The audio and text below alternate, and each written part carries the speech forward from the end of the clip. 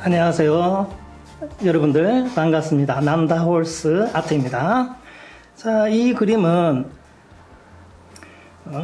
화실에서 취미로 그리시는 분이 목탄으로 그림을 그리고 난 뒤에 먹으로 다시 정리를 해서 그린 이제 화승지에 그림을 그리기 전에 해야 되는 작업인 밑그림입니다. 자, 이 밑그림들을 그릴 때는 초보자나 어떤 입문자나 이런 분들은 너무 상세하게 그리는 것보다는 지금처럼 어느 정도 좀 간략하게 구도적인 거에서만 해 주시는 것이 그림 그릴 때 편하실 겁니다. 좀 더 상세하게 그리셔도 되는데 그거는 좀 더 익숙해지면 하시면 될 것 같고요. 뭐 다른 영상에는 화승지에다 바로 연필로 그렸는데 그거는 시간 관계상 제가 편리하게 한 거고, 원래는 이렇게 초보자의 경우에는 이렇게 밑그림을 그리고 종이를 입혀서 그리는 것이 좋습니다. 왜냐하면은 내가 한번 그려가지고 잘못 그렸다면은 종이를 뜯어내서 다시 종이를 붙여서 또 연습을 할 수 있는 좋은 이점이 있습니다. 그런 어떤 장점들이 있기 때문에 몇 번이고 연습을 할 수 있다는 거죠. 이런 거를 하나 가지고 계시면은 다음에도 그림 그릴 때 그때 이런 그림으로 한 번 더 그리고 싶은 마음이 있을 때는 이 합판을 가지고 여기다 종이를 얹어서 붙여서 그리면 되겠죠. 네, 그러면은 여기에 화승지를 붙여서 가져오도록 하겠습니다. 네, 종이 화승지를 붙여서 가져왔습니다. 자, 그런데 여기 보시면은 화승지가 좀 모서리가 잘못 붙여서 좀 울었죠.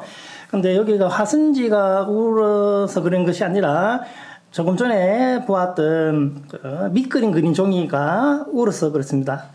제대로 붙이지 못하면은 화승지를 아무리 잘 붙여도 그 밑바닥 때문에 울게 되어 있습니다.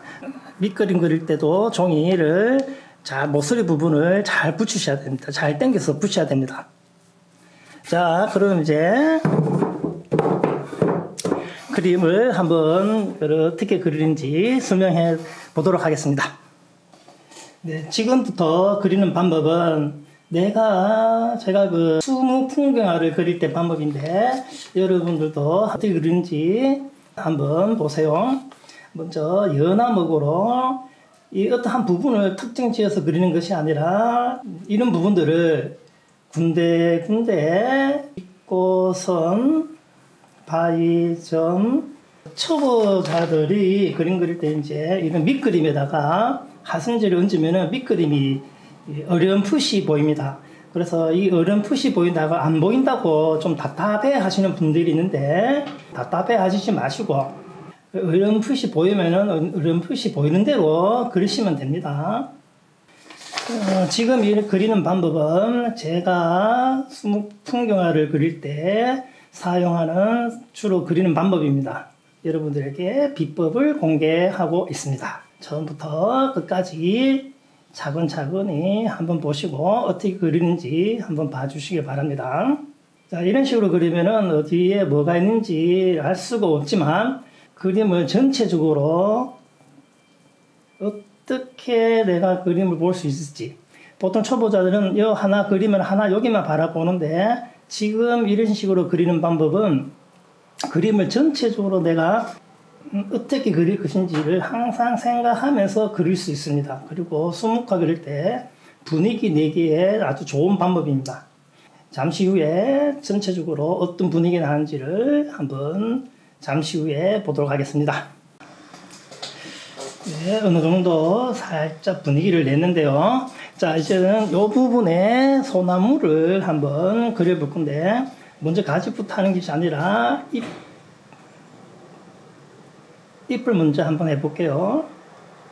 이 소나무 부분에 잎을 먼저 하고 가지도 어렴풋이 어떤 그 기본적인 골격만 그리고 정확한 어떤 모양을 내질 않습니다.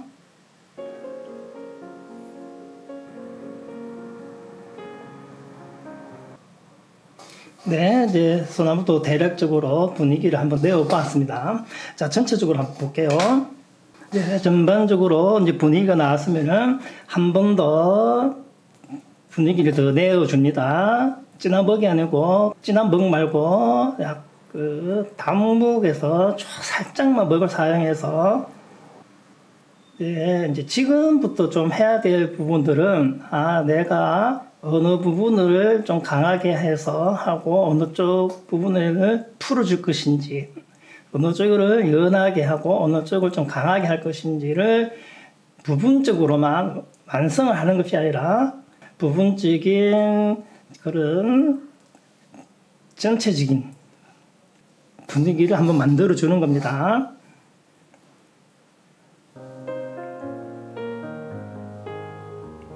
네, 전체적으로 단묵으로는 분위기 나오면은 이제 조금 진한 묵으로 한번 그려볼 건데요. 자, 지금부터는 여러분들이 붓을 2개를 사용하시는 게 좋습니다. 진한 묵과 연한 묵이 있으면은 진한 묵이라고 진한 것이 아니고 한 중묵 정도 됩니다. 중간 색깔 정도 해주고 요런 빈 곳에 번갈아 가면서 그리는 것이 그림 그릴 때 좀 더 색감을 풍부하게 그릴 수가 있습니다. 자, 지금부터 한번 그려보도록 하겠습니다.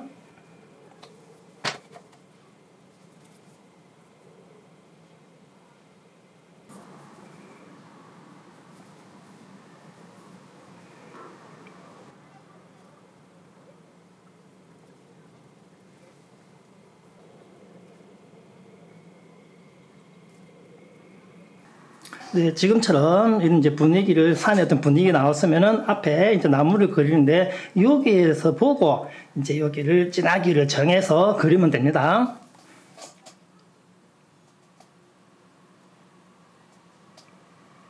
소나무를 그릴 때는 아까 조금 전에는 물이 좀 많았습니다. 그래서 좀 그걸 확인해서 물을 좀 많이 빼시고 물을 많이 빼서 좀 거칠게 그리는 것이 좋겠죠.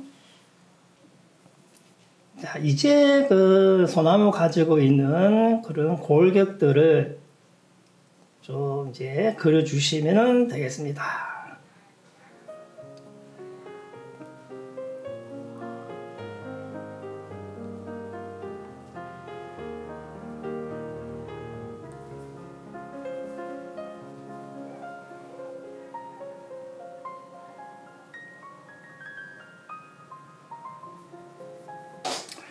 자, 이 부분에도 진하게 한다고 해서 진한 붓만 사용하지 마시고 조금 전처럼 연한 붓을 같이 2가지의 붓을 같이 사용하는 것이 그림 그릴 때 더욱 풍부하게 편하게 그리실 수 있습니다.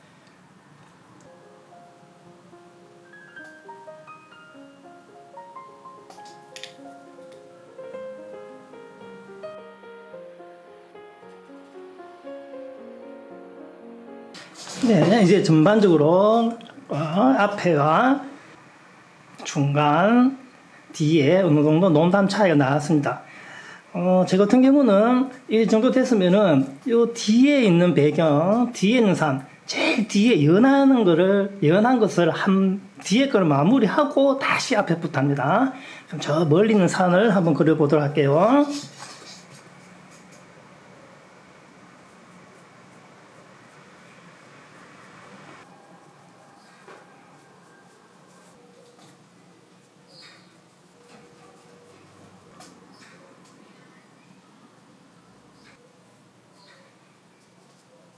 말하는 거 보고 다시 설명해 드리도록 하겠습니다.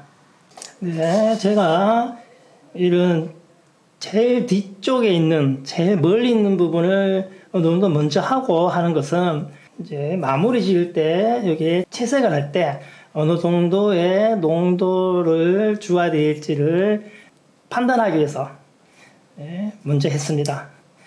그러면 요거를 기준으로 여기에다가 채색을 하겠죠. 자, 이제 조금 진한 부분들을 이제 소나무 조금 더 진한 부분을 좀 하도록 할게요.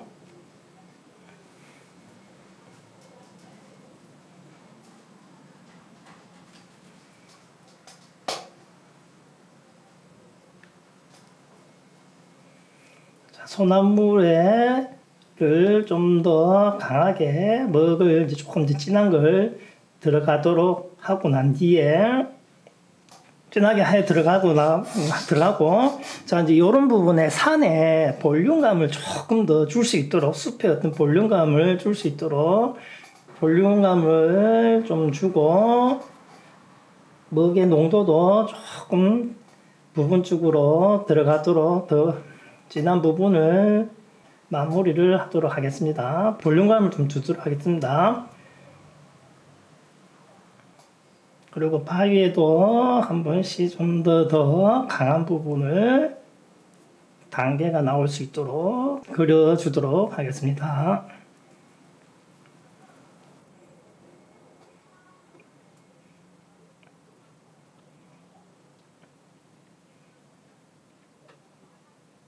네, 요 뒤에 채색하고 전반적으로 이제 분위기가 다 먹으로 다 됐으면은 이제 채색을 할 때 제일 뒤쪽 하고 난 뒤에는 저는 개인적으로 이 그림에서 가장 편하게 할 수 있는 부분이 어딘지를 먼저 찾아봅니다. 그러다 보면은 이쪽에 있는 부분이 뭐 조금 채색을 조금 실수를 해도 어느 정도 커버가 될 것 같은 어떤 부분이거든요. 그래서 제 같은 경우는 이런 부분을 먼저 채색을 하고 중요한 이런 분위기 있는 부분들은 나중에 합니다. 이 부분에서 채색을 단체로 연하게 한번 해주고, 자, 요 이런 부분에도 색을 한 색만 하지 말고 아주 조금씩 다른 색들을 사용을 하세요. 자, 다음에는 나무. 그리고 나무를 할 때 한 번씩 이런 부분에다가 살짝 한번 발라봅니다. 연한 부분도 하고 있는데 군데군데 한번 발라주고 난 뒤에 마르면 어떤 느낌이 나는지 확인을 해보고 이쪽 부분에 그리면 되겠죠.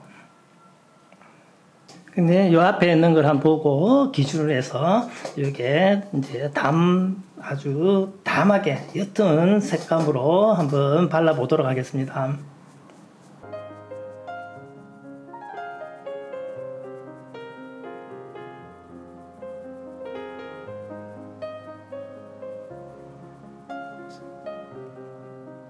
옅은 색깔로 이제 하고 나면은 이제 앞에 조금 더 채색을 조금 더 넣어줌으로 해서 색감을 좀 부드럽게 넘어갈 수 있도록 부드럽게 연결이 될 수 있도록 한 번 더 마르기 전에 한 번 더 바릅니다.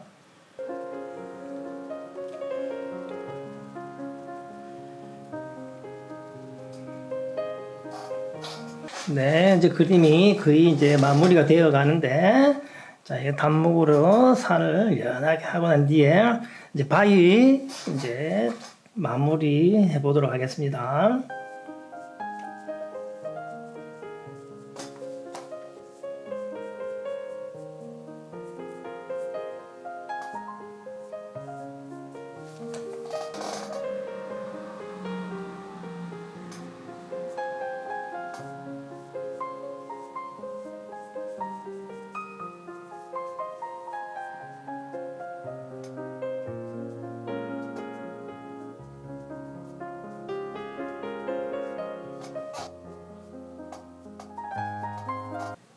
네, 이제 그림이 다 마무리가 되었습니다.